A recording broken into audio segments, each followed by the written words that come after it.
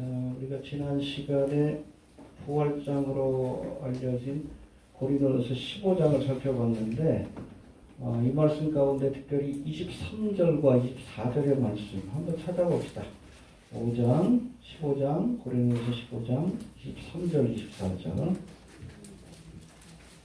그리고 아까 읽었던 51절부터 53절까지가 휴거의 사건을 설명하는 말씀입니다.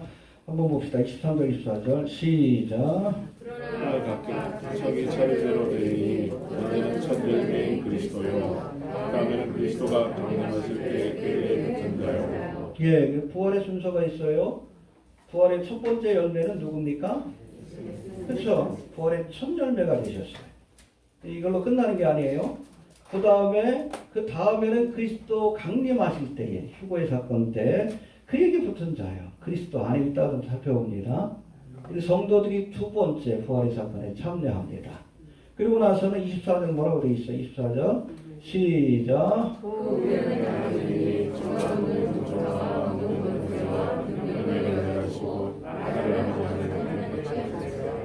예, 이거는 좀 명확하게 해석할 필요가 있는데 킹제임스 버전에는 그 후에는 나중이니, 이거는 뭐 또 다른 부활 사건이 있다는 것이 아니라 영어 성경으로 보면 then comes the end.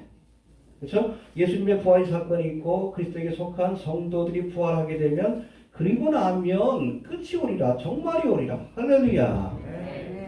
성도의 부활 사건은 바로 종말의 시작을 알리는 첫 번째 사건이에요. 이해가 됩니까? 네. 끝이 오리라. 그 다음에 7년 대환란이 시작이 되고 세상을 심판하시고 이스라엘을 회복하시는 또 지상재림으로 이어지게 될 겁니다. 알겠습니까? 예수님의 부활이 있고 그 다음에 성도들의 부활이 있고 then 그러고 나면 끝이 오리라. 순서를 잊어버리지 않길 바랍니다. 이해가 됩니까? 예. 그리고 51절부터 53절까지 51절 52절만 봅시다. 시작.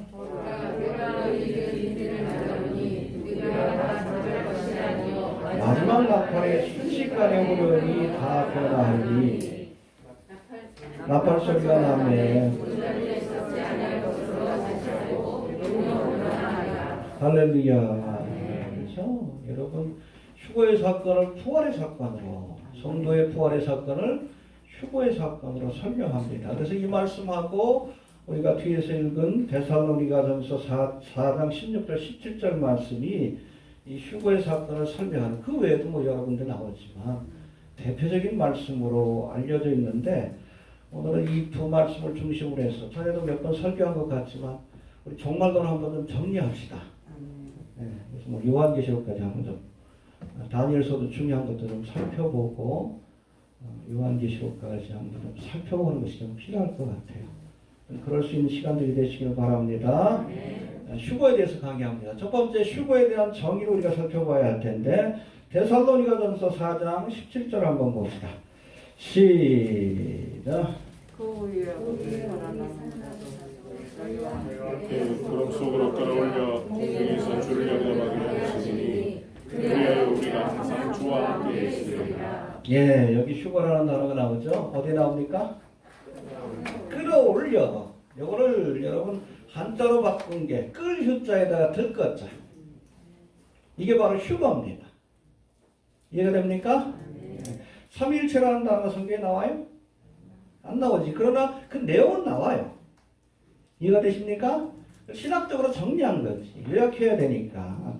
삼위일체를 설명할 때마다 이거 해가지고 쭉 하다 보면은 시간이 너무 많이 걸려요. 요약한 그런 용어가 필요한데, 그래서 만든 것이 여러분 휴거인데, 이해가 됩니까? 그거는 바로 여기 끌어올려, 공중으로 끌어올리시는 사건. 알겠습니까? 그래서 한자로 보면 끌 휴자에다가 들것자예요. 근데 사실 이 단어를 누가 만들었다고요? 그래서 저거 아쉬움이 있긴 하지만 항상 여러분 이단은 신학자와 목사들 가운데 나오는 거예요.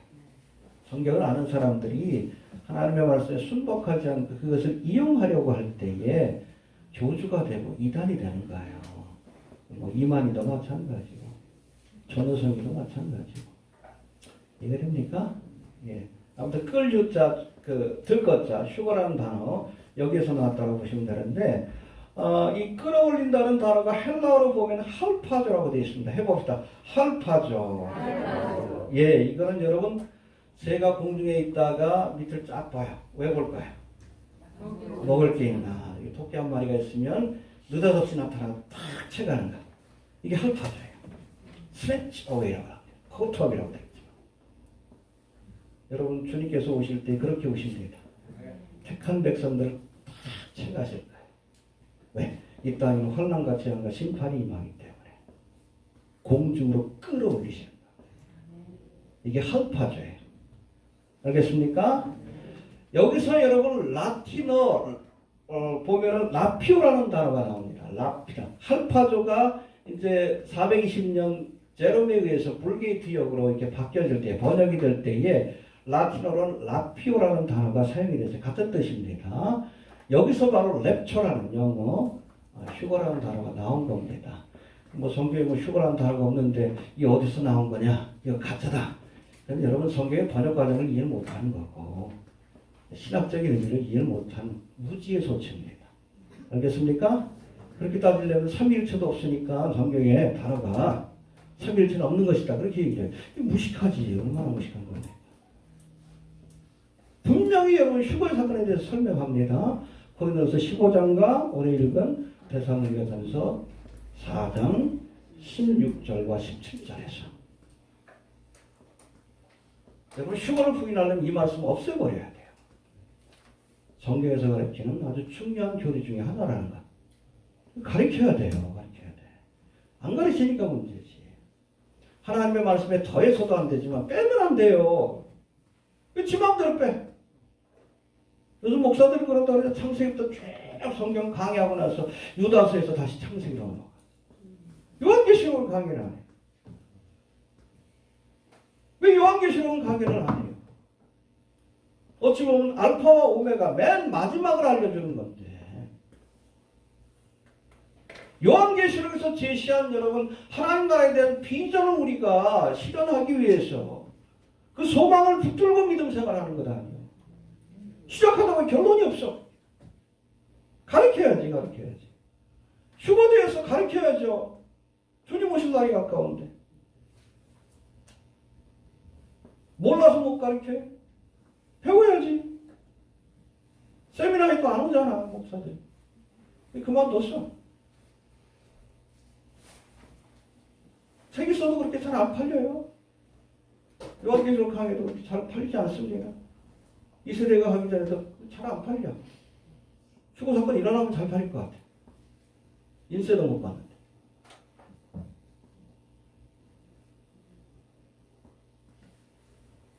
여러분 알아야 합니다. 배워야 돼요. 그러니까 휴거에 대해서도 분명히 알고 제대로 배우면 문제가 없어요. 어줍지 않게 배우고 또 모르니까 자꾸 이단들한테 휘둘리고 그러는 거지. 알겠습니까?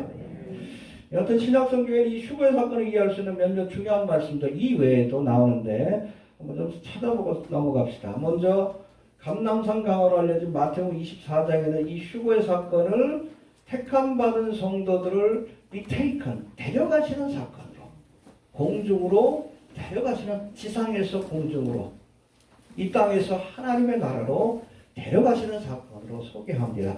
찾아봅시다. 마태복음 24장 40절 41절 43페이지에요. 43페이지. 성경은 달라도 페이지는 거의 같습니다. 43페이지 40절 41절 해봅시다. 시작. 그때에 두 사람은 있음에 하나는 데려감을 당하고 하나는 두려움을 당할 것이요 두 여자가 살고 있으면 하나는 데려감을 당하고 하나는 두려움을 당할 것입니다. 예, 데려감을 당해야 합니다. 두 남자가 논에서 밭에서 이렇게 쟁기질을 하다가 한 사람은 데려감을 당하고 한 사람은 남겨질 것이다. Shall be taken and left behind. 남겨지지 맙시다. 심각해지는 거예요. 남겨지면 7년 동안 남겨는 거예요. 두 여자가 맷돌질. 빵을 구우려면 지금이야 밀가루가 나오지만 일단 맷돌질을 해야 돼. 그래야지 그거 가지고서 이렇게 뭉쳐가지고 떡을 굽는 거예요. 부엌에서 일하다가 설거지하다 밥 짓다가 한 사람은 들림받고 한 사람은 남겨진 거예요. 일상적인 삶을 살다가 뭐 뒤로 살펴보겠지만 갑자기 슈가의 사건이 일어나는 겁니다. 데려감을 당해야 합니다. 남겨지면 7년 다과단을 겪어야 돼요. 창세기 후로 이런 재앙이 없었다고 했어요. 없을 것이다 또. 남겨지지 맙시다. 데려감을 당하는 것. 리무브, 공중으로 옮겨지는 것. 여러분 이것이 바로 슈가의 사건입니다. 또 두 번째 요한복음 14장의 말씀, 이 다락방 강화라고 하는데 여기서도 예수님께서 이제 예수님이 저들의 곁을 떠난다고 하니까 제자들이 두려워해요. 걱정하지 말아라. 나는 너희를 위해서 처소를 예비하러 가는 것이다. 그리고 내가 가면 너희를 위해 누구를 보내줄 것이다? 또 다른 보혜사예요. 그냥 보혜사가 아니에요. 헬퍼라는 뜻인데 지금까지는 누가 보혜사였어요? 예수님이 저들의 믿음을 옆에서, 그러니까 옆에서 저들의 믿음이 세워지도록 도와준 거예요. 또 다른 보혜사인 성령을 보내줄 것이니 걱정하지 말아라. 내가 올라가되 왜 가신다고요? 처소를 예비하러 간다. 봅시다. 요한복음 14장 1절부터 3절까지 1절부터 3절까지 172페이지입니다. 시작. 너희는 마음에 근심하지 말라. 하나님을 믿으니 또 나를 믿으라. 내 아버지 집에 거할 곳이 많도다. 세상은 너희에게 믿었습니다. 내가 너희를 위하여 처소를 예비하러 가노니 처소를 예비하면 내가 다시 와서 할렐루야. 이 슈가의 사건을 결혼 예식으로 묘사한 겁니다. 예수님은 그리스도인들의 신랑이고 교회의 신랑이고 우리는 예수님의 신부입니다. 여러분 이스라엘의 결혼 과정 좀 나중에 한번 좀 깊이 있게 살펴봅시다. 여기 보면 일단 언약식을 맺으면 법적으로 부부로 인정이 됩니다. 이해가 됩니까? 네. 요셉과 마리아가 이미 언약한 사이인데 마리아가 갑자기 임신했어. 가만히 끊고자 했다. 이건 법적인 관계를 정리하겠다는 뜻이었어요. 그때 주의 천사가 나타나서 아니다. 성령으로 잉태된 거니까 데려오기를 두려워하지 말아라. 요셉에게 말씀하시죠. 이미 여러분 언약식을 하게 되면 법적으로는 부부예요. 법적인 부부지만은 정식적인 결혼의 예식을 치러야 돼요.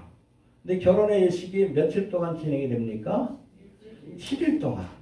근데 그 과정이 있어요. 언약식을 하고 나면 신랑이 이제 아버지 집 본가로 가서 신부와 먹을 처소를 만듭니다. 신혼방을 옆에다 하나 만드는 거예요. 이 처소가 예비되면 신랑이 결혼 예식을 시작하기 위해서 신부의 집을 찾아와서 데려갑니다. 이 슈가의 사건이에요. 할렐루야.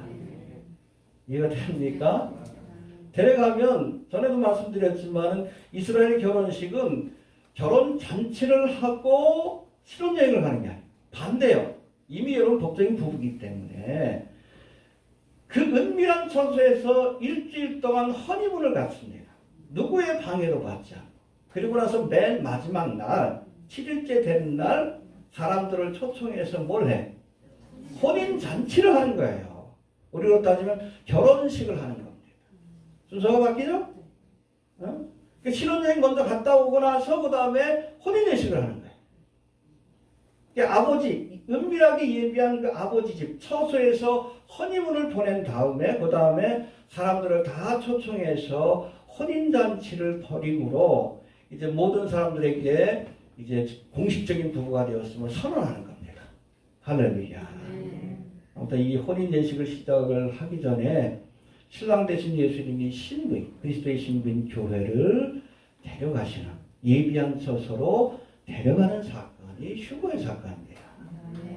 그 기간이 뭐예요? 7년. 이걸 1년으로 따지면 7년이에요. 그래서 여러분 우리가 휴거되면은 우리가 하늘의 처소에서 천국에서 예수님과 함께 7년 동안 혼인예식에 참여해요. 할렐루야. 그러나 이 땅에는 7년 동안 7년 동안만이 펼쳐지게 돼요. 데려감을 당해야 합니다. 남겨지면 지옥이요. 데려가면 천국입니다. 휴거돼야 혼인 예식에 참여하는 거예요. 우리가 그토록 사모하던 예수님과 함께 우리가 머물 수 있는 시간을 갖게 되는 겁니다. 데려감을 당해야 합니다. 아무튼 처소를 얘기하시면 지금 열심히 예수님께서 우리와 머물 처소를 준비하고 계셔요. 여러분들 한 사람 한 사람. 그게 다 이제 예비가 되면 부르러 오실 겁니다. 이게 바로 휴거의 사건이에요. 예. 그리고 고린도서 15장 우리가 살펴본 것처럼 여기에서는 휴거의 사건을 성도들을 변화시키는 혹은 부활케 하는 사건으로 묘사합니다. 해봅시다. 부활하여 주님 앞에 가게 될 것이다. 그렇죠? 보라 내가 너희에게 비밀을 말하는 우리가 단 잠잘 것이 아니요 마지막 나팔에 그렇죠? 나팔자로 연결되어 있어요. 순식간에 후련히 다 변화하리니 어떤 모습으로? 부활의 몸으로. 그래서 50절에 보면 이 말씀 바로 앞에 있는 50절에 보면 혈과 육은 하나님의 나라를 유업으로 얻지 못합니다. 우리가 하나님의 나라를 유업으로 얻기 위해서는 부활의 몸으로 변화되어야 됩니다. 영광스러운 몸으로 변화되어야 돼요. 바로 그것이 바로 휴거의 사건이에요. 하나님의 나라 예비한 소설을 가기 위해서 우리가 하나님 나라에 합당한 모습으로 영광스러운 모습으로 변화되는 부활하는 사건이 바로 휴거의 사건임을 기억할 수 있게 되길 바랍니다. 해봅시다. 변화될 것이다.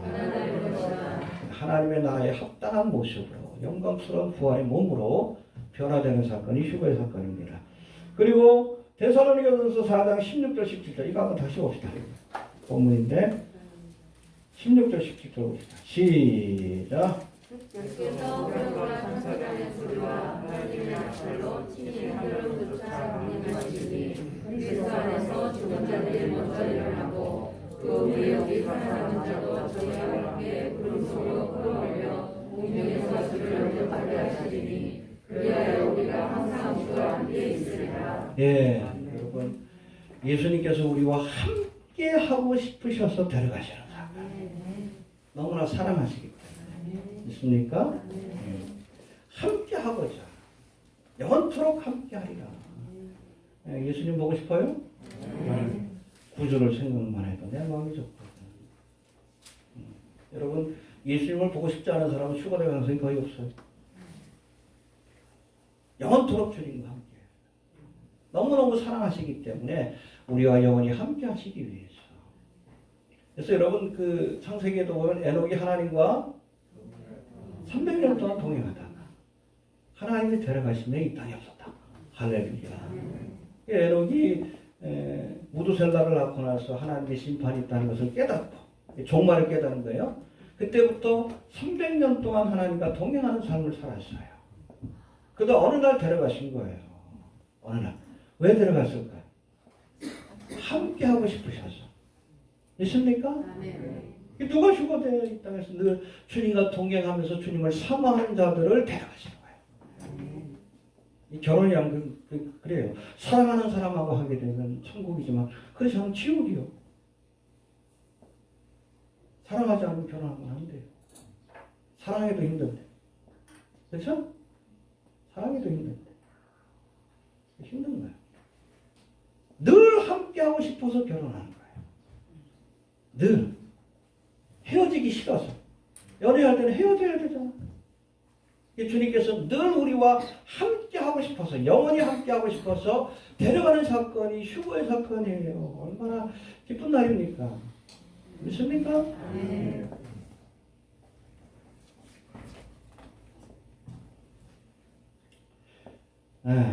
아무튼 해봅시다.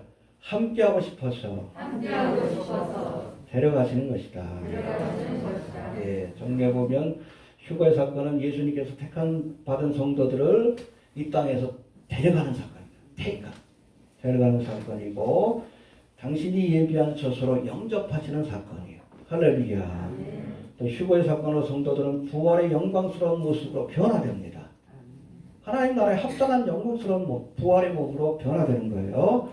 그리고 그곳에 가게 되면 우리가 영원토록 주님과 함께 하게 될 거예요. 믿으시길 바랍니다. 예. 다음 두 번째, 휴거의 대상이 누구인가? 이걸 우리가 분명히 알 필요가 있어요. 16절 17절 다시 한번 봅시다. 시작. 주께서 온갖 천사의 소리와 하나님의 나라로 친히 하늘을 쫓아 일어나시리니 그리스도 안에서 죽은 자들이 먼저 일어나고 그 후에 살아난 자도 저희와 함께 구름 속으로 끌어올려 공중에서 주를 영접하게 하시리니 그리하여 우리가 항상 주와 함께 있으리라. 예, 대상을 분명히 말합니다. 그리스도 안에서 교회 시대 때 예수를 믿은 사람들입니다. 예수 그리스도를 신랑으로 섬기는 사람들. 그러니까 신랑이 신부를 데려가는 거기 때문에 교회 시대 때, 은혜 시대 때 신앙을 가진 사람들만이 휴거의 대상이에요. 구약의 성도들은 제외가 됩니다. 혼란 성도들은 제외가 돼요. 명확하게 성경에 나와 있지는 않지만 아마 예수님이 지상 재림한 직후에 구약의 성도들과 혼란 성도들, 그렇죠? 7년 대환란 기간 동안에 예수를 믿고 순교한 사람들은 그때 여러분 부활할 것으로 그렇게 보고 있어요. 구약에도 좀 참고될 만한 말씀이 나오긴 하지만 명확하지는 않습니다. 그러나 휴거의 사건 때는 구약의 성도들은 제외되어 있어요. 이해가 됩니까? 그리스도 안에서 예수 그리스도를 신랑으로 섬기는 은혜의 시대, 교회 시대를 사는 성도들만이 여러분 휴거의 대상이 된다는 것 꼭 기억할 수 있게 되길 바랍니다. 그래서 은혜의 시대예요. 이해가 됩니까? 그래서 구약의 성도들이 혼인잔치에 참여해요? 참여 못해? 왜 못해? 하지. 우리는 신부로서 그 사람들은 하객이라고. 세례 요한이 그랬잖아. 나는 신랑의 들러리라고. 그게 그거예요. 혼인잔치에 참여해 구원 받는다는 거예요. 그러나 그리스도의 신부가 되는 권세는 여러분 은혜의 시대를 사는 성도들에게만 주어지는 겁니다. 이해가 됩니까? 이거 잘 구분해야 돼요. 그리스도 안에서 대상은 누구라고요? 구약의 성도가 아니에요. 우리 성도들만 교회 시대를 사는 그리스도의 신부인 성도들만 포함이 된다는 것 기억할 수 있게 되길 바랍니다. 그리고 17절에 보면은 17절 다시 한번 봅시다. 시작. 그 후에 우리 살아남은 자도 저희와 함께 구름 속으로 끌어올려 공중에서 주를 영접하게 하시리니 그리하여 우리가 항상 주와 함께 있으리라. 예, 여러분 휴거의 사건 때는 예수님께서 지상으로 안 내려오셔요. 공중에서 부르십니다. 부르십니다. 공중에서. 그래서 이것을 공중 재림이라고 얘기를 합니다. 그래서 예수님의 재림 사건은 단회적 사건이 아니에요. 공중 재림과 7년 대환란이 끝나고 나서 이 땅에 오셔서 세상을 심판하시고 하나님의 나라를 천년왕국을 펼치시는 지상 재림의 사건. 구분해야 합니다. 공중 재림의 사건이에요. 이해가 됩니까? 해봅시다. 공중으로 끌어올려. 알겠습니까? 네, 우리가 종말과 재림의 사건 그러면 자꾸 단회적 사건으로 생각하기 때문에 혼란 통과사를 얘기하는 거예요. 그러나 성경에서는 분명히 공중 재림과 지상 재림을 구분해서 우리에게 설명하고 있습니다. 아마 이거 다음 시간에 한번 좀 구체적으로 살펴볼 텐데 여러분 공중 재림의 대상은 누구예요? 누구를 구원하시기 위해? 그렇죠? 교회. 은혜 시대에 사는 성도들을 데려가시기 위해서. 지상 재림은 누구를 구원하시기 위해? 이스라엘을 구원하시기 위해. 이해가 됩니까? 그래서 지상 재림의 대상. 이 약속이 주어진 것은 이스라엘에게 주어진 것. 아직 예수를 안 믿습니다. 은혜 시대를 사는 성도들에게는 공중 재림을 약속해 주셨습니다. 환난의 때를 면케해 주셨어요. 이스라엘은 아직까지 회개하지 않으니까. 그렇죠? 환난을 통과해서라도 예수를 믿어야 됩니다. 이해가 됩니까? 그래서 우리가 이 재림의 사건도 단회적 사건으로 보면 안 됩니다. 전에도 말씀드렸지만 우리가 초림의 사건도 단회적 사건이 아니에요. 예수님이 베들레헴에 온 거 그게 초림의 사건이 전부가 아닙니다. 그걸로부터 시작이 돼서 공생애, 십자가의 죽음, 부활, 승천, 그리고 오순절 마가의 다락방에 성령이 강림하여 교회가 시작된 것. 여기까지가 예수님의 초림 사건이라고 그렇게 설명하는 거예요. 그래서 여러분 이스라엘의 7대절기 가운데 봄절기가 초림 사건을 예표하죠. 6월절 십자가, 무교절 무덤의 안치 대신, 초실절 부활, 그리고 나서 오순절 성령 강림. 이게 여러분 예수님의 초림 사건이에요. 이해됩니까? 여러 가지 사건들이 합쳐진 것을 초림의 사건이라고 하듯이 재림도 마찬가지예요. 재림의 사건은 뭐로부터 시작이 됩니까? 초림의 사건은 베들레헴 탄생으로부터 시작이 되고 재림의 사건은 무엇으로 시작이 돼요? 나팔절로부터 시작이 되는 거예요. 휴거되고 나서 그때부터 재림의 사건이 시작이 돼요. 그 다음 속죄일이죠. 이스라엘 백성들이 민족적으로 회개하는 날입니다. 7년 대환란의 기간 동안에 민족적으로 회개하는 역사가 나타나는 거예요. 그 다음에 장막절이에요. 장막절은 뭘 기념합니까? 하나님이 우리와 함께 머무는 광야 40년 동안 장막을 치고 함께 머무셨잖아요. 주님께서 이 땅에 저들과 함께 머물기 위해서 찾아오는 지상재림의 사건을 의미하는 거예요. 이것까지가 여러분 재림의 사건입니다. 해봅시다. 나팔절과 7년 대환란과 지상재림과 천년왕국의 시작. 이게 여러분 재림의 사건이에요. 적어도 7년 이상. 초림의 사건도 적어도 33년 이상. 여러 가지 사건들을 합쳐진 것을 우리가 초림의 사건이라고 얘기했듯이 우리가 재림의 사건도 여러분 단회적 사건이 아닙니다. 공중재림과 7년 대환란과 지상재림과 천년왕국까지 이것까지 모두를 재림의 사건이라고 말씀하고 있고 그 시작은 무엇으로부터 시작이 됩니까? 나팔 소리와 함께 나팔절로부터. 이스라엘 나팔절은 신전을 알리는 그런 절기입니다. 새로운 세상이 펼쳐진 거예요. 이해되십니까? 네. 해봅시다. 공중에서 주를 영접하리라. 공중재림입니다. 휴거는. 지상재림은 또 나와요. 스가랴 보면 14장에. 이해가 됩니까? 예수님께서 어디로 오셔요? 감람산. 정확하게 명칭까지 나와요. 사도행전에도 나오고 스가랴 14장에도 나옵니다. 주의 발이 감람산에 닿게 될 것이다. 지상재림의 사건. 그건 이스라엘 백성들에게 주신 약속이에요. 우리는 그 전에 주님과 함께 휴거되니까. 그때 거룩한 자들과 세인츠라고 되어 있어요. 성도들과 함께 내려오신다고 했어요. 거룩한 자들. 먼저 휴거된 성도들과 함께 내려오는 거예요. 이해가 되시죠? 이해해야 합니다. 자, 그러면 휴거가 언제 일어납니까?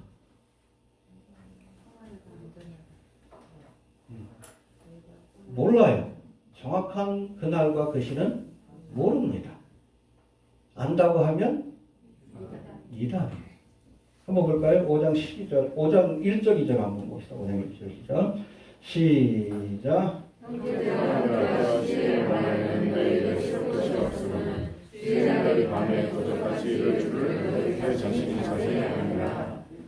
여러분 도적이 나 몇 시에 가요? 그 통보하고 옵니까?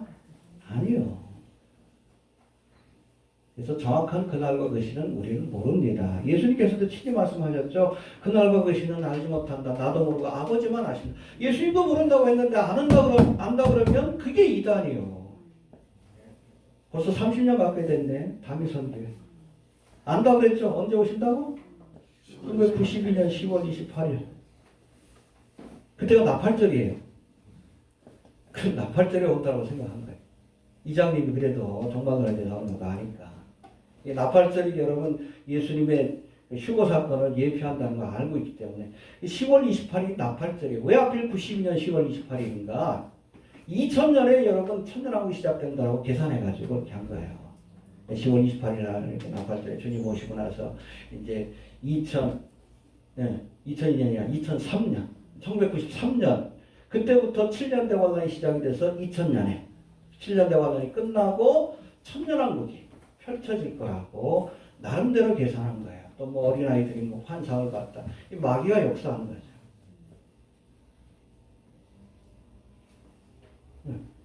그렇죠? 아무튼 어떠한 이유에서든 여러분 휴거의 날짜를 이야기하면 이단입니다. 제가 이 강단에서 뭐 2020년 몇 월 며칠 하고 오신다고 하면 이단이에요.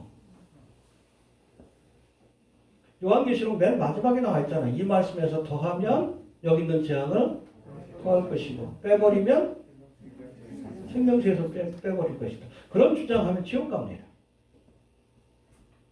그게 이단이에요. 그렇지 다르다. 하나님의 말씀에서 빼서도 안 돼요. 성경의 중요한 교훈들. 종말과 재림에 관한 말씀을 가르치지 않는 것도 잘못된 거예요. 그리고 여기에서 더하면 안 됩니다. 그달과 그 신을 모른다고 했으면 더 이상 나가면 안 돼요. 하나님의 말씀이 가는 곳까지 가고 멈추는 곳에 멈춰야 합니다. 해봅시다. 말씀이 가는 곳까지 가고 말씀이 가는 곳까지 가고 멈추는 곳에서 멈춰야 한다. 멈추는 곳에서 멈춰야 한다. 하나님이 알려주시지 않은 것을 알겠다라는 그런 잘못된 생각 때문에 이단이 나오는 거예요. 환상받았다, 계시받다. 요즘 또 이제 또 한국전쟁도 일어난다고 또 엉뚱한 소리를 하대.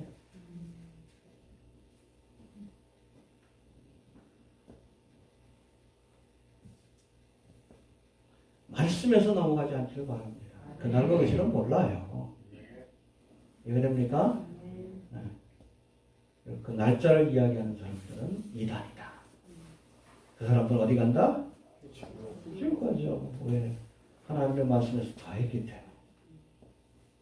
이해되십니까? 네. 저는 한 가지 좀 질문해 봅시다. 왜 하나님께서 구체적인 휴거의 날짜를 알려주시지 않았을까요?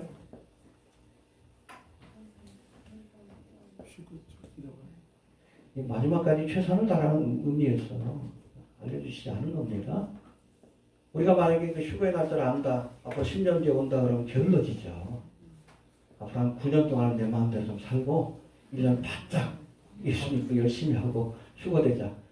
그런 사람들이 많다는 거예요.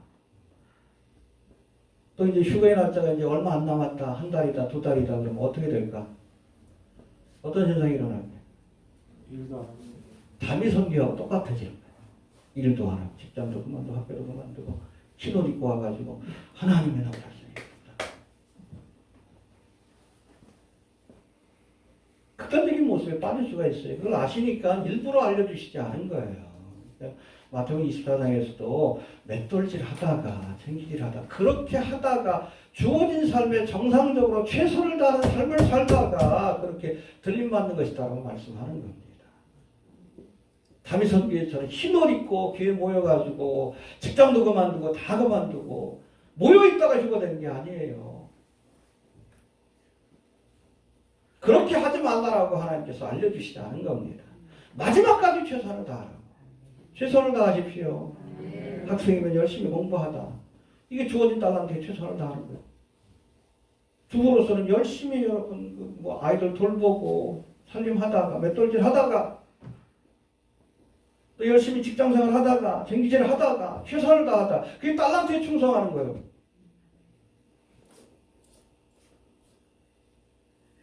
열심히 또 전도도 하다가 그러다가 주님께서 부르시고 가는 거예요.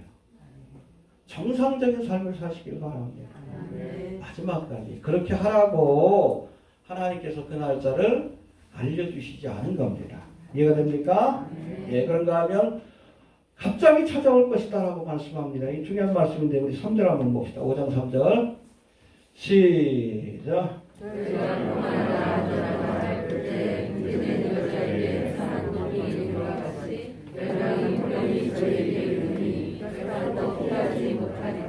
해봅시다. 평안하다, 안전하다 할 때에.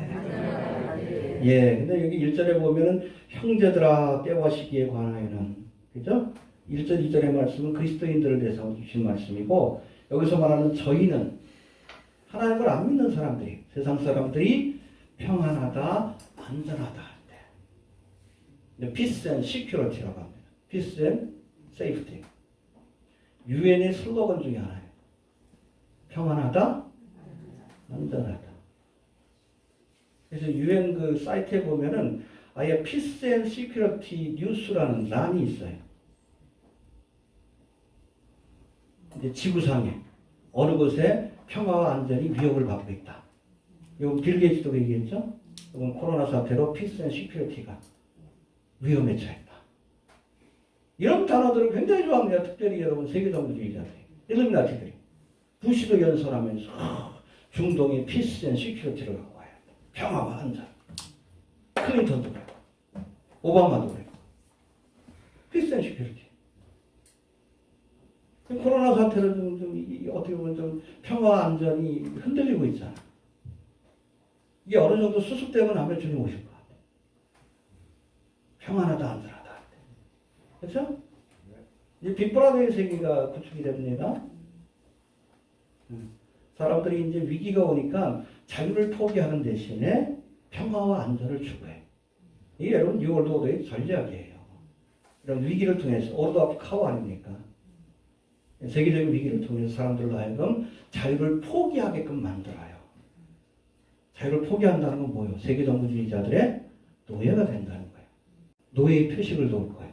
베리시입니다. 뭘 위해? 평화와 peace and security. 안전을 위해서, 세이프티를 위해서. 거기에 나와 있잖아요. 저희가 평안하다, 안전하다 할 때에 진정한 평화 안전이 아니에요. 그럴 때 호련히 갑자기 주님이 오신다. 아마 코로나 사태가 어느 정도 안정이 되고 많은 여러분 세계 종교주의자들이 이제 평화와 안전이 구현됐습니다. 빅브라더의 세계가 어느 정도 이제 실현되고 나면 그때 아마 갑자기 오실 것 같아요. 해봅시다. 저희가 평안하다, 안전하다 할 그때에 갑자기 이 대한 여자에게 해산의 고통이 오는 것처럼 갑자기 산통이 찾아오는 것처럼 호련히 휴거의 사건이 일어나게 됩니다. 깨어 있읍시다. 모든 사람들이 잠들어 있을 때, 저는 여처녀 모두가 다 잠자고 있었어요. 심지어 교회도 잠자고 있을 때, 세상에서는 평안하다, 안전하다.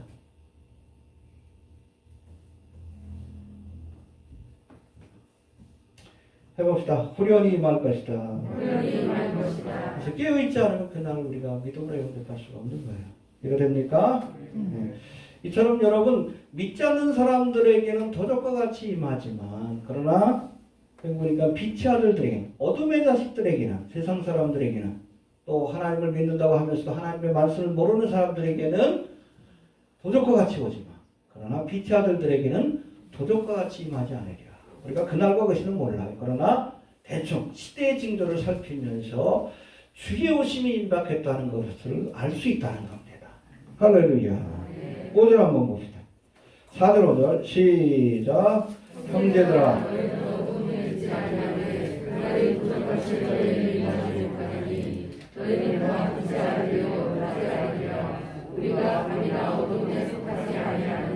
예, 저희가 평안하다 안전합니다. 세상 사람들에게는 도적과 같이 임할 겁니다. 그러나 빛의 아들들에게는 왜요? 우리가 하나님의 말씀을 통해 시대의 징조를 분별하고 있기 때문에 그래요. 감람산 강화에서 뭐라고 합니까? 마지막 때가 되면 첫째 전쟁과 지진과 기근과 온역의 소식을 듣게 될 것이다. 지금 그러고 있잖아. 그러고 있잖아. 메뚜기 때도 지금 난리라고 그러고. 경제공황이 더 큽니다. 경제공황을 이겼으면 그 기근이에요. 그래서 여러분 지금 트럼프가 자꾸 이 코로나 위기 상황 속에서도 경제를 죽이지 않기 위해서 살리기 위해서 지금 애쓰고 있어요. 경제가 무너지면 코로나로 죽는 사람은 아주 적어요. 경제가 무너지면 수만 수천만 명이 죽을 수도 있어요. 그런 상황이 올 수 있기 때문에 그래요. 이미 여러분 재난이 시작이 된 겁니다. 알겠습니까? 여러 가지 여러분 하나님의 말씀을 통해서 종말의 때에 일어날 사건들에 대해서 우리에게 말씀해 주고 있습니다. 마지막 때가 되면 배도하는 일이 있을 것이다. 교회가 하나님의 진리에서 벗어났잖아요. 그렇죠? 또 다니엘서 10장에 보면 많은 사람들이 빨리 왕래하며 지식이 더하리라. 그렇잖아요. 지금 모두가 다 손에다 컴퓨터를 들고 다니잖아요. 공부하면 그래서 찾아보면 돼요. 정보화 시대입니다. 교통이 발달하고. 지금 마지막 때예요. 또 그런 가운데 마태복음 24장에 보면 가장 중요한 여러분 종말의 징조는 무화과 나무에 세잎이 돋는 것을 보거든요. 이스라엘을 상징해요.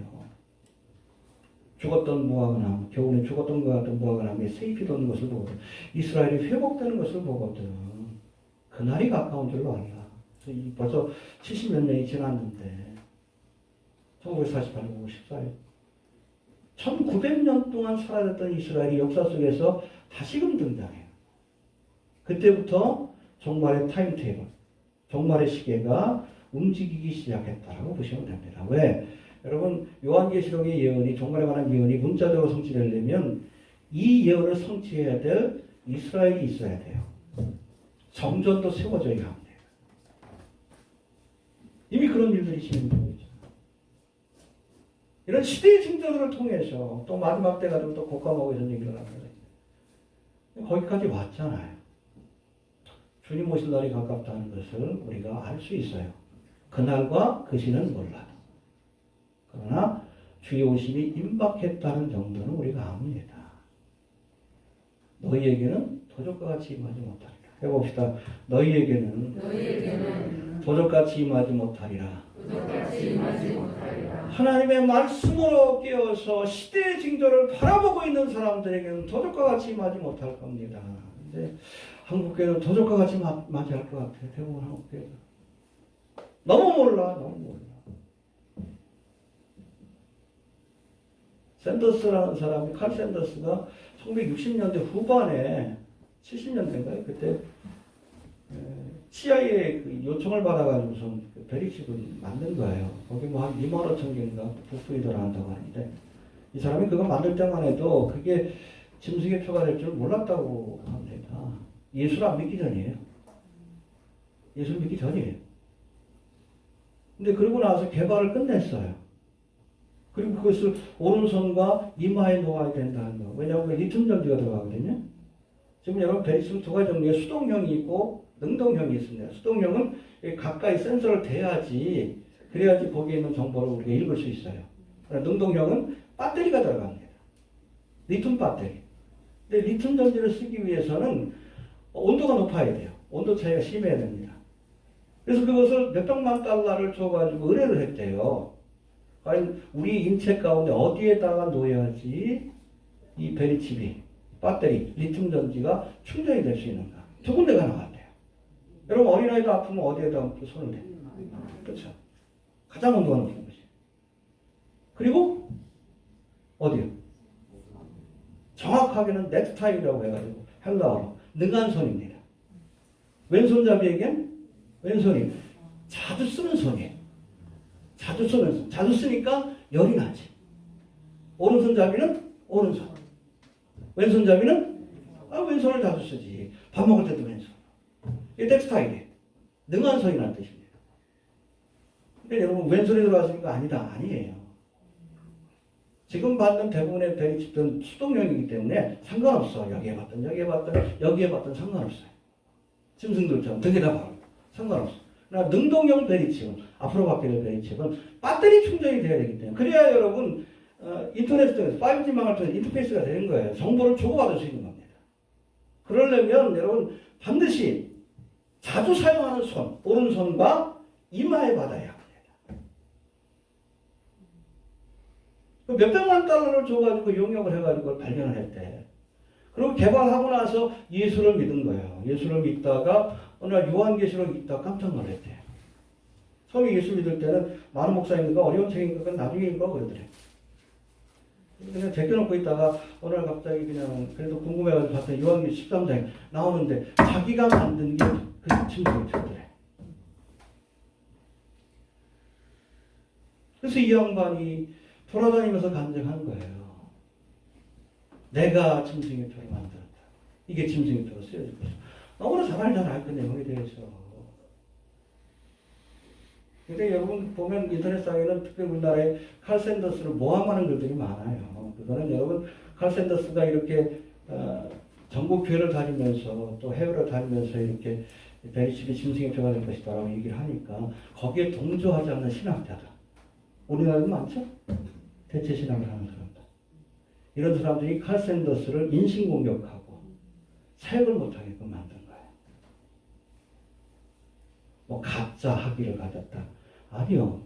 박사학위를 받긴 했지만 홍콩에서 명예학 박사를 받았습니다. 실제로 개발 안 했다. 아니요. 다 증거들이 있어요. 그러니까 그냥 거기다가 이 칼 샌더스가 자기 배운 것들 경력 증명한 것들 다 올려놨어. 인터넷상에. 근데 지금은 사역을 못해요. 또 모함을 해가지고. 바리새인 선교사들이 예수님 모함을 받아요. 교회 안에서 그렇게 모험을 하고. 그런 자료들을 가지고선 지금 뭐 칼 샌더스가 실제로 사기꾼이다. 아니요. 그 사기꾼이라고 소문을 낸 게 바로 여러분 신학자들이에요. 자기 신학적 견해하고 다르다는 이유로 칼 샌더스를 중간에는 뭐 이렇게 거기 간증한 그런 것들에 대해서 CD 예전에 그 CD 만들어 그 판매하니까 돈 벌려고 한다. 그래서 그것 자체도 포기를 했어. 칼 샌더스. 얼마나 인간적으로 야비하게 그러는지 모릅니다. 교회에 있는 목사도 신학자들이 그렇게 합니다. 지금도 여러분 보면 칼 샌더스가 또 사기꾼이라는 그런 자료가 우리나라에 많아. 그 사람들이 만든 자료를 번역한 거예요. 그럼 교차 확인을 해야 되거든요. 칼 샌더스가 그러면 정말 그런가? 그 사람은 어떻게 주장하는가? 조금만 확인해 보면 나와요. 자료 나오는데. 저도 뭐 10분 만에 찾았는데. 거긴 관심이 없어. 이미 낙인을 찍어놓고 칼 샌더스를 이렇게 모함하는 거예요. 진실한지 아닌지 성경을 통해서 확인해 보는 진지한 마음은 없고.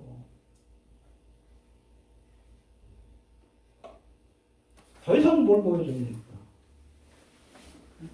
여러분 왜 여러분 빌 게이츠도 그렇고 ID 2020 마지막은 여러분 배칩이에요. 그 안에 여러분 저는 간단하게 주는 줄 알았더니 그 간증 보니까 한 2만 5천 개의 부품이 들어가는데 굉장히 복잡해요. 얘네들이 왜 이렇게 베리칩에 집착하는지도 알아야 합니다. 이게 궁극적인 여러분 통제 수단이에요. 요거를 받아야 너희가 평안하고 안전하다. 그렇죠. 24시간 세계정부가 관리해 주니까. 근데 이 베리칩 성경에 보면 카라고 말하고 돼 있어요. 노예의 표식이라는 뜻입니다. 이거 받으면 노예가 되는 거예요. 세계정부의 통제와 감시의 대상이라는 거예요. 코로나 사태로 계기로 해가지고 야 너희가 안전하기 위해서는 이거 받아야 된다. 계속 밀어붙이고 있잖아 빌 게이츠가. 루시퍼로 섬기니까 적그리스도가 올 길을 예비하는 거예요. 제가 보기에는 빌 게이츠는 적그리스도의 올 길을 예비하는 적그리스도판 세례요한이에요. 모아주고 있잖아요. 베리칩을 모아주고 있어요. 이미 1970년도에 개발된 거예요. 2002년인가 여러분 이게 뭐 FDA에서 승인을 받아서 언제든지 누우면 됩니다. 그런데 저항감들이 있지. 근데 이번에 코로나 사태를 계기로 해서 사람들의 저항감들이 약해졌어. 사는 게 먼저지. 자유가 중요하냐. 평화와 안전을 위해서. Peace and security. 눈앞에 와 있잖아. 적그리스도의 세계관이 활동하고 있습니다. 적그리스도가 등장할 때가 가깝다는 것은 여러분 죄가 떠나야 적그리스도가 등장해요. 휴거의 사건도 가깝다는 거예요. 깨어나시길 바랍니다. 예. 그래서 아무튼 이 휴거의 때 마지막 때를 사는 성도들이 가져야 될 믿음에 대해서 우리 5장 6절과 9절에서 말씀하는데 먼저 6절 한번 봅시다. 우리가 마지막 때를 어떻게 살아야 되는가. 6절 시작.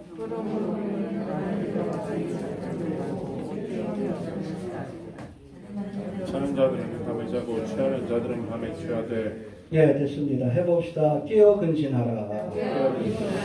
깨어있길 바랍니다. 말씀과 기도로 깨어서 시대의 경제를 봐야 돼.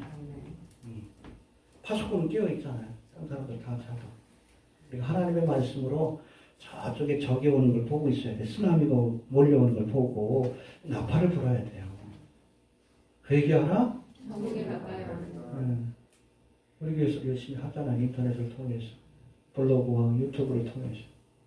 요즘 또 예수 믿겠다는 사람들이 많아요. 댓글 보면. 너무나 명확하니까. 너무나 보이잖아요. 노골적으로.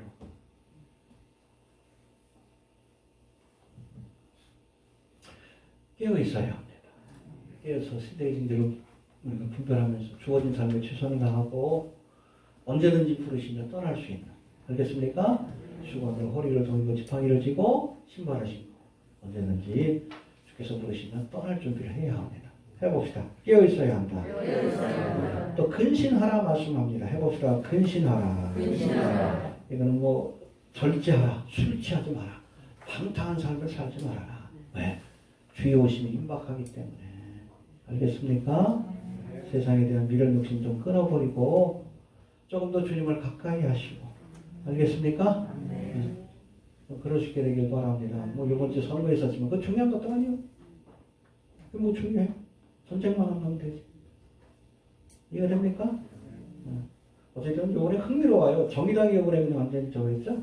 전략적인 선택을 잘못했다고 그랬는데 정의당이 안 막혔을 거 제가 됐으면 차를 좀 밀어붙였을 거예요. 저는 하나님이 심판하신 것 같아요. 황교안 씨도 뭐 전도사인데 대통령 되겠다고 그냥 절에 가가지고 이러고 열심히 배워서 열심히 하겠습니다. 하나님 치시잖아요. 김진태도 그러지. 집사라는 것이 절에 가가지고 그냥 의회 앞에서 절하고 하나님 치시지. 물론 정치공학적으로는 다르게 해석할 수 있어도 우리가 신앙적으로 보면 그것밖에는 안 돼요. 근데 흥미로운 것은 황교안과 김진태가 여러분 기독교 카페 우상이었어요. 죽으신 아가페 우상이에요. 황교안하고 김진태. 다 무너뜨리잖아. 하나님 안 바라보고 사람을 바라보니까 하나님 치시잖아요. 하나님 심판하신 것 같아요. 얼마나 감사하죠. 무너져야 돼. 김진태가 무너지고 황교안이 무너져야 예수를 바라보지. 정의로운 하나님께서 심판하시잖아요. 아직까지는 여러분 이 땅에 그리스도인들이 살아있다는 거예요. 너무 그런데 신경 쓰지 말아요. 그러나 알겠습니까? 어쨌든 이번 정부도 좀 겸손해서 차별법과 같이 하나님께서 기뻐하지 않는 일 좀 밀어붙이지 않도록 그러면 내가 보기엔 문재인 정부도 하나님께서 심판할 수 있어요. 이해됩니까? 박근혜 후보가 심판받았어요. 한란단지 거기다가 여러분 간통죄가 없어졌어요.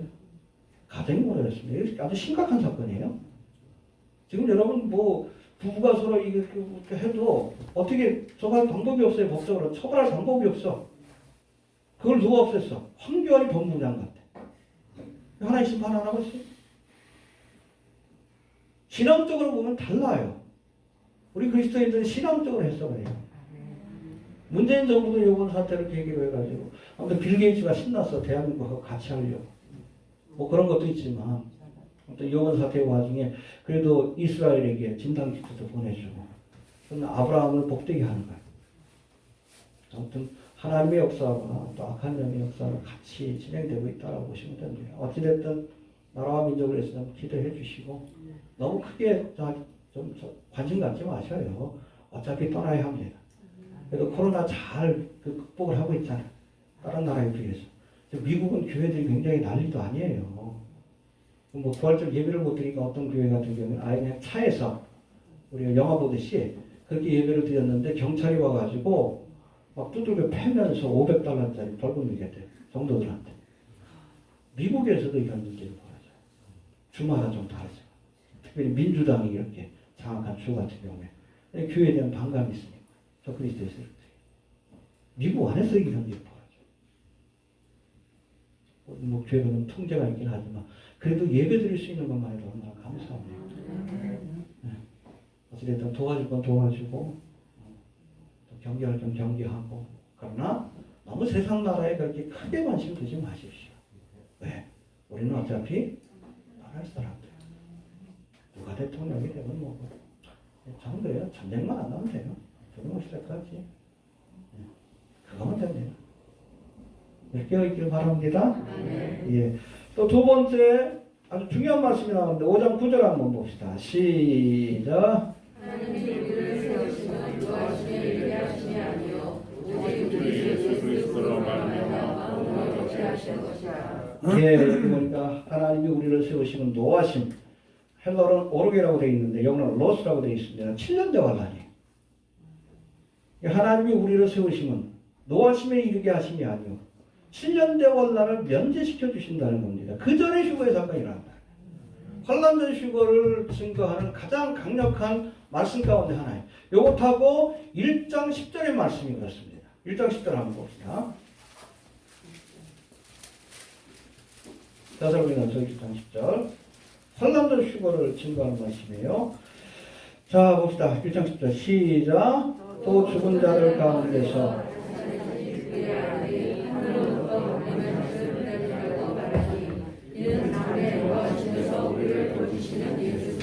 예, 예수님께서 왜 오십니까? 우리를 노하심에서 7년 대환란에서 구원하기 위해서 환란전의 휴거가 된다는 거예요.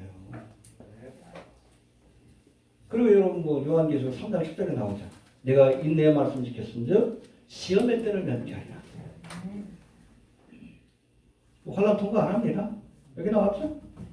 왜 예수님이 공중계를 하십니까? 딴 거 아니에요. 우리를 노하심에서, 여기 노하심은 7년 대환란을 의미합니다. 건지시기 위해서 강림하시는 거예요. 환란 통과 아니에요?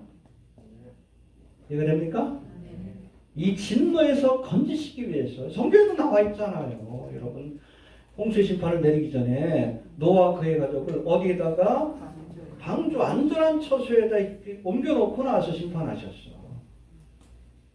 롯도 그렇잖아요. 롯과 그의 가족들을 어디에다가 소활산 안전한 도피처럼 옮겨놓고 나서 천사가 뭐라고 합니까? 빨리 나가라. 그렇지 않은 심판을 내릴 수 없다.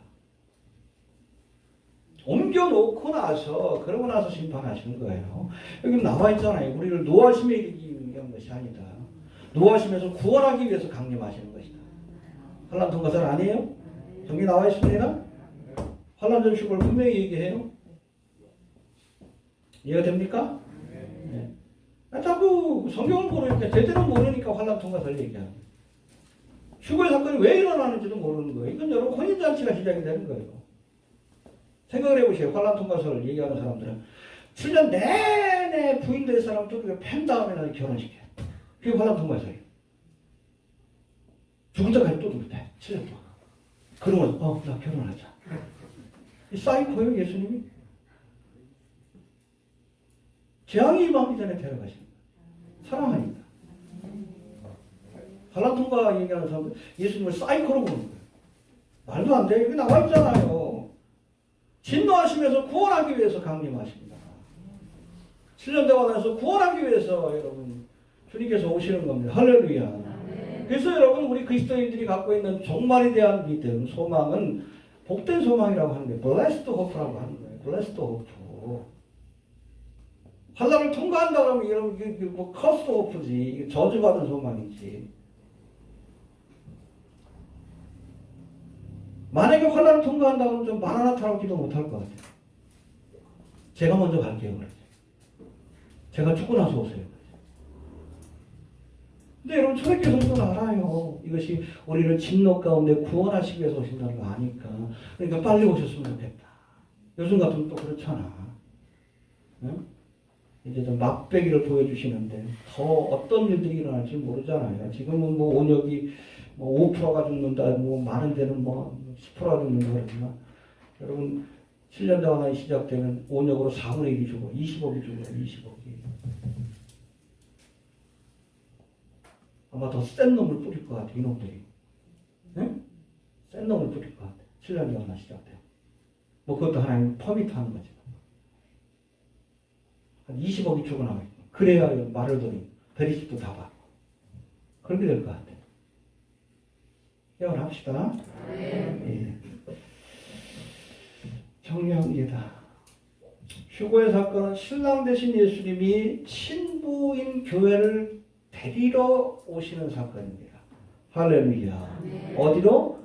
예비한 처소. 알겠습니까? 이 휴거의 사건을 통해 은혜의 시대가 끝나고 이 땅에 하나님의 진노, 하나님의 심판의 시대가 찾아옵니다. 그게 7년 대환란이에요. 여러분 그리스도인들은 진노의 대상이 아니에요. 구원의 대상. 세상은 진노의 대상, 심판의 대상. 휴거의 사건으로 시작된 예수님의 재림 사건은 이어지는 7년 대환란과 지상재림으로 완성되는 겁니다. 종말의 사건은 단회적 사건이 아니에요. 재림을 시작해서 지상재림으로 완성되는 겁니다. 이해가 되십니까? 네. 아무튼 휴거의 사건에 참조합시다. 데려감을 당해야 합니다. 레프트 비하인드 하지 맙시다. 남겨지면 끔찍한 일을 겪어요. 알겠습니까? 다음 주에도 휴거에 관한 말씀들을 조금 더 좀 살펴보고 계속해서 다니엘과 요한계시록에 관한 말씀들을 살펴보려고 합니다. 아무튼 하나님 나라에 대한 소망을 좀 새롭게 하시고 역사의 주관자이신 하나님이 하나님의 계획대로 이 모든 일들을 진행하고 계십니다. 그래서 너무 두려워하지 마세요. 하나님께서 컨트롤 하십니다. 이 코로나 바이러스도 하나님이 컨트롤 하시는 거예요. 마귀가 여러분 일하려면 누구에게 허락을 받아야 돼? 그렇죠. 이것도 하나님이 컨트롤 하시는 거예요. 하나님을 좀 바라보는 믿음으로 담대하게 그렇게 잘 극복하시고 늘 주님과 좀 동행하시면서 정말로 재림에 대한 신앙을 새롭게 할 수 있는 시간들 얼마나 좋습니까?